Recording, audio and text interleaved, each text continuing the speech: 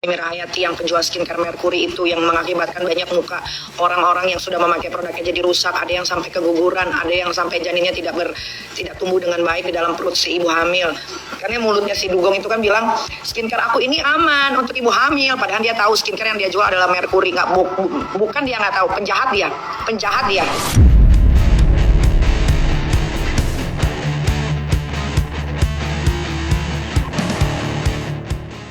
Enak kali ya, walaupun sakit tapi denger yang kayak gini enak.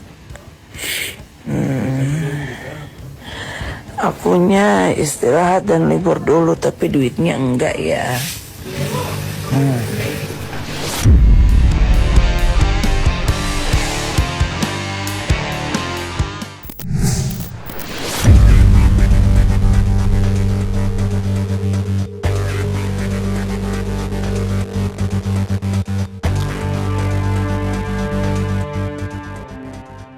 Jagat maya lagi-lagi dibuat heboh dengan sebuah isu yang kurang mengenakan. Ya, dalam isu yang masih terdengar sumir, Mira Hayati, seorang pengusaha produk kecantikan asal Makassar yang juga dikenal luas lewat julukan si Ratu Emas, kini diisukan tengah terbaring lemas di atas ranjang rumah sakit dengan kondisi yang begitu memprihatinkan. Isu menurunnya kesehatan Mira Hayati sendiri bermula dari beredarnya sebuah video berisi seorang wanita yang diduga Mira Hayati sedang berjuang menghadapi penyakit parah dengan bantuan alat-alat medis yang terpasang di raganya. Sayangnya, hingga sampai saat ini belum ada konfirmasi dari pihak Mira Hayati maupun keluarga. Lantas, seperti apakah kondisinya saat ini?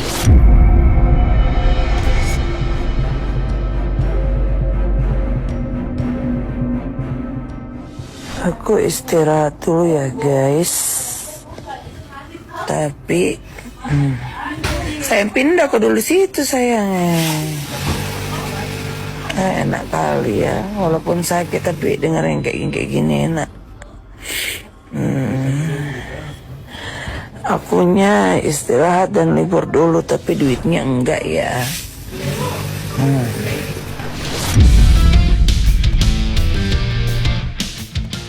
Di sisi lain, belum lama ini sosok Mira Hayati sendiri sempat pula menuai sorotan masyarakat. Pasalnya, salah satu kediaman Sang Ratu Emas yang sejatinya masih dalam tahap pembangunan terpaksa disegel oleh Dinas Penataan Ruang Kota Makassar. Dengan membawa tim cukup banyak, Distaru Kota Makassar pun menghentikan pembangunan rumah tersebut serta memasang spanduk disegel di sana. Berdasarkan penjelasan Agus Mulia, selaku Kepala Bidang Pengendalian dan Pemanfaatan Ruang Distaru Kota Makassar, aksi tegas ini terpaksa dilakukan lantaran pembangunan tersebut sudah menyalahi prosedur. Belum lagi, pihak Mira Hayati diduga tidak melakukan itikat baik ketika diberikan peringatan. Ya, saya kira karena ini tidak sudah menyalahi prosedur karena izinnya belum ada izinnya. Jadi sekarang kan sistem PBG dan proses yang kita berikan itu tidak dapat dipenuhi. Tadi seperti yang kita lihat sendiri bahwa di pinggir bangunan itu langsung di bibir sungai. Itu kan ada aturannya. Itu sempadan sungai. Jadi tapi bukan bidang kami, itu ada bidang perencanaan ruang yang mencakup pola ruangnya. Jadi pada hari ini tugas kami hanya melakukan tindakan penyegelan. Kami beberapa waktu yang lalu, tepatnya di tanggal 23 Agustus, kami melakukan kunjungan lokasi bersama teman-teman dan mencoba mengkonfirmasi pemilik bangunan atas nama Mira Hayati. Tetapi pada waktu itu kami tidak bisa berkomunikasi dan pada akhirnya kami melakukan tugas kami selaku bidang pengawasan, yaitu memberikan surat teguran pertama. Itu prosedurnya. Nah, dilanjutkan selang dari teguran pertama itu kami menunggu niat baik ataupun konfirmasi dari beliau, akan tetapi pada perjalanannya beliau tidak dapat dikonfirmasi ataupun menunjukkan itikat baik. Puncaknya hari ini kita adakan penyegelan, dan terkait ke depannya itu kami akan koordinasikan dengan bidang ataupun pihak terkait, instansi lain terkait bagaimana proses ke depannya. Apakah itu mengenai pola ruangnya ataupun dampak lingkungan yang ditimbulkan.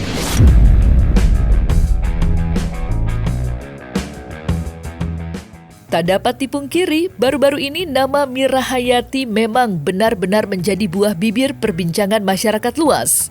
Mulai dari yang mengikuti sepak terjangnya sejak dulu hingga masyarakat yang baru mengenalinya. Mirahayati sendiri merupakan pengusaha produk kecantikan asal Makassar yang mulanya ramai dikenal lewat aksi unik dan penampilannya yang diselimuti emas. Ia bahkan pernah menjadi viral karena membeli emas seberat 1 kilogram di Arab Saudi.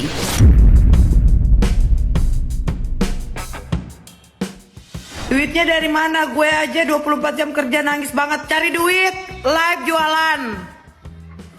Lu pikir dapat duit? Iya.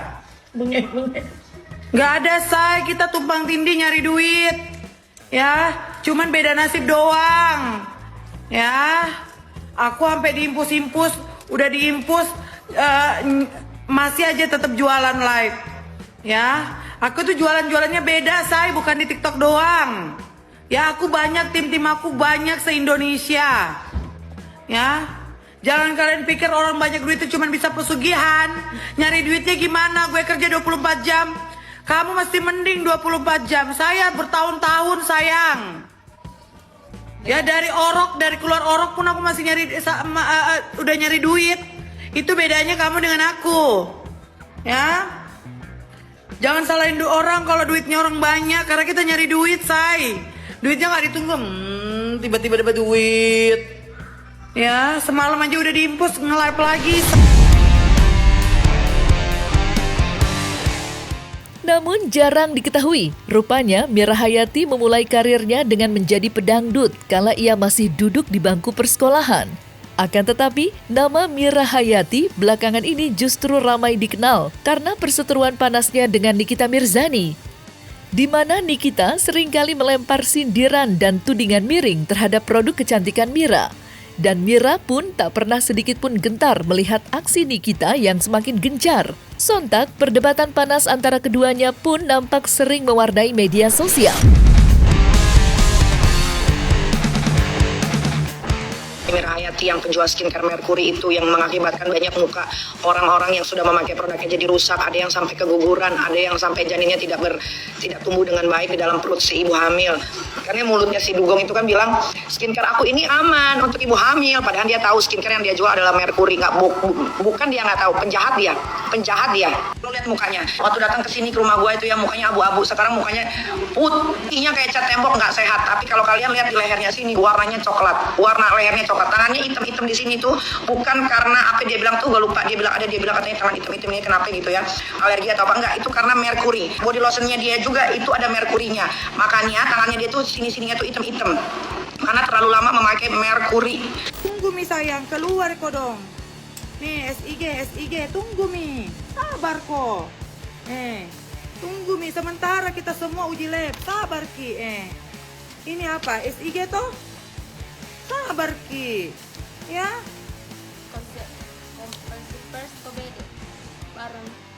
Apa mau kalian jangan pernah beli namanya skincare-nya Mirahayati. Itu udah jelas-jelas hidrokinon dan merkuri.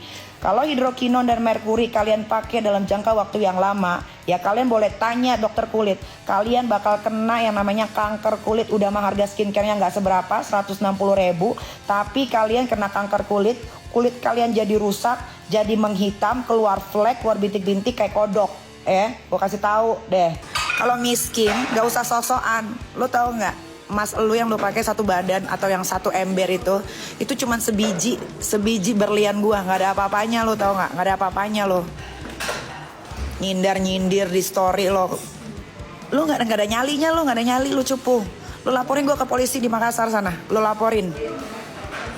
Lu gue langsung laporin di Polda karena kasus penipuan. Lu jual skincare bermerkuri dan berhidrokinon yang mengakibatkan orang jadi rusak mukanya. Apalagi ibu-ibu hamil.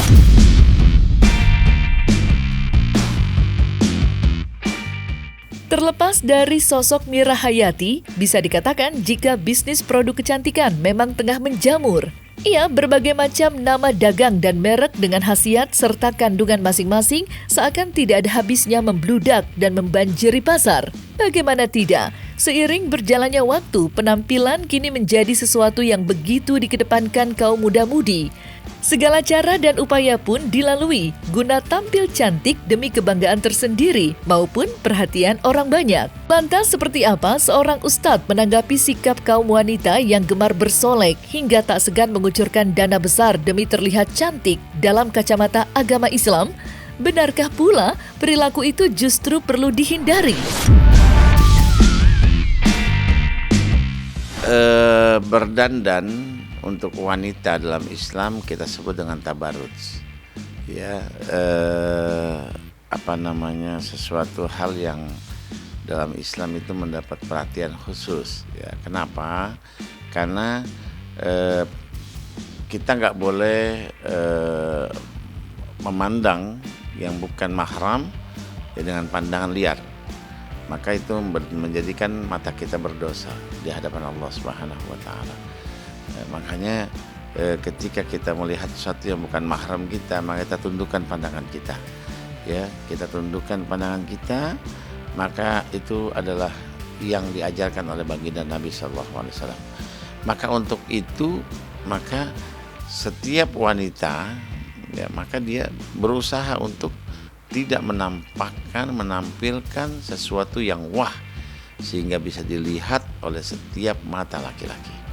Dan kalau ini dilakukan oleh wanita, apalagi dia sudah bersuami, ya, maka ini akan mendatangkan satu dosa yang cukup besar, bahkan diancam oleh Rasulullah SAW, ya, pelakunya tidak mencium bau surga Allah Subhanahu wa Ta'ala. Ya, tinggalkan itu semua karena kita akan kembali kepada Allah, mempertanggungjawabkan apa yang kita kerjakan di dunia ini. Ya, yang jelas berhias itu bagi seorang wanita itu fitrah.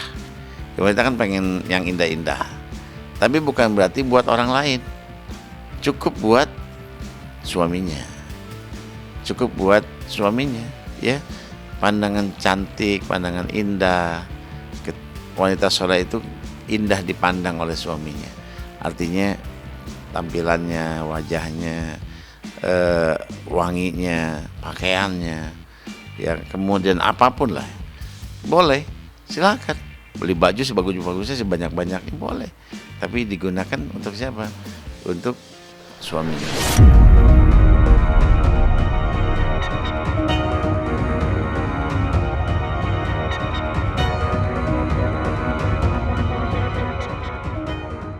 Fenomena menjamurnya bisnis produk kecantikan alias skincare di Indonesia mirisnya juga melahirkan problematika di masyarakat.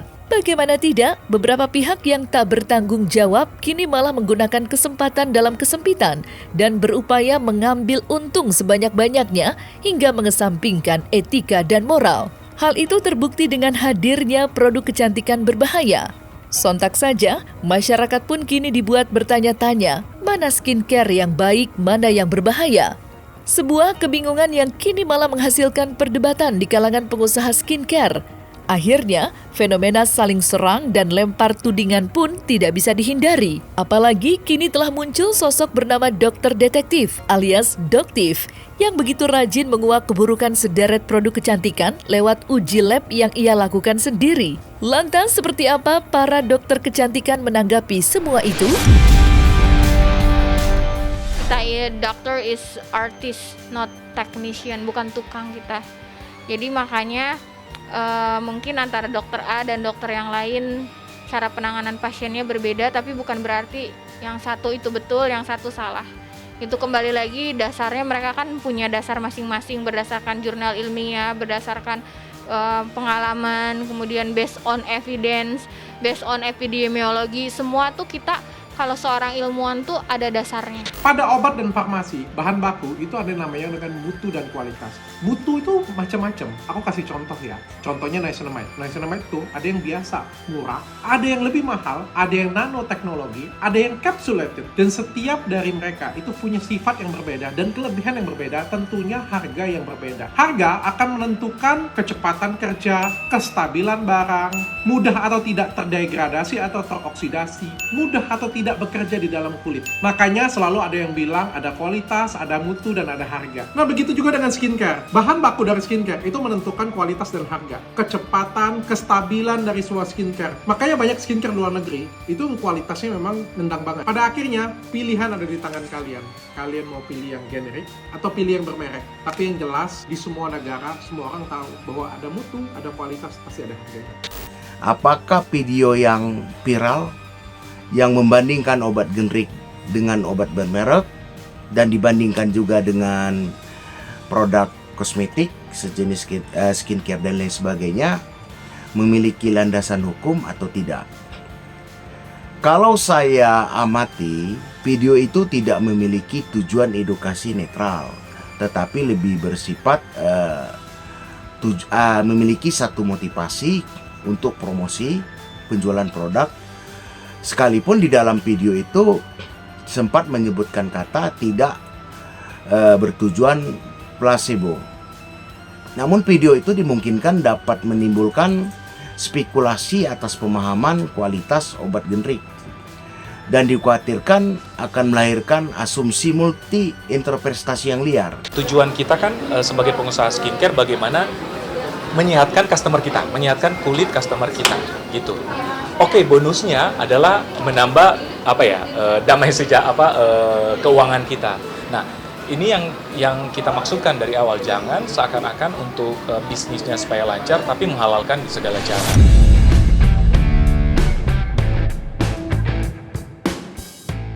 Nah, selesai sudah Cumi Lovers. Saksikan terus Cumi Camp In Depth, kabar lengkap, mendalam, dan akurat dari narasumber terpercaya. Dan jangan lupa untuk like, subscribe, dan juga share channel YouTube Cumi Cumi.